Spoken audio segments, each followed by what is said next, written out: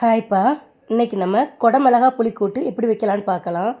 அதுக்கு நான் 3 குடமிளகாய் எடுத்திருக்கேன். அதுக்கு தேவையான அளவு வெங்காயம், கொஞ்சம் புளி ஊற வச்சுக்கோங்க.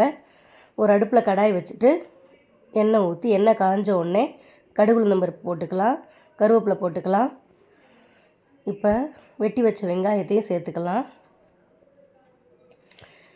வெங்காயம் நல்லா வதங்கட்டும்.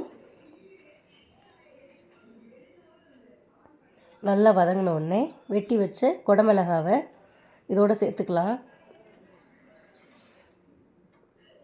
தக்காளி மாதிரி தான் இது, கொஞ்சம் உப்பு போட்டுக்கலாம். இதுக்கு தேவையான அளவு கொஞ்சம் வேகமாக வதங்கி கொடுக்கும்.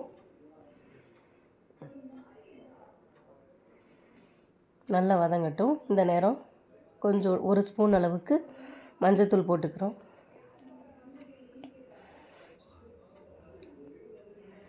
இப்போ 1 ஸ்பூன் அளவுக்கு மிளகாத்தூள் சேர்த்துக்கலாம்.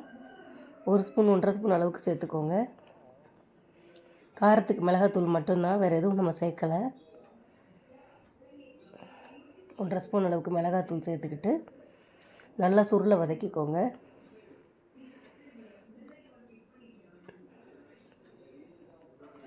நல்லா வதங்கி கொடுத்த உடனே இப்போ இது கூட 1 கிளாஸ் அளவுக்கு தண்ணி ஊற்றிக்கணும். நல்லா வதங்கின உடனே குடமிளகாய் தண்ணியில் வேகட்டும். இப்போ இதை அப்படியே எடுத்துகிட்டு மூடி வச்சுருவோம். நல்லா வெந்துருச்சு.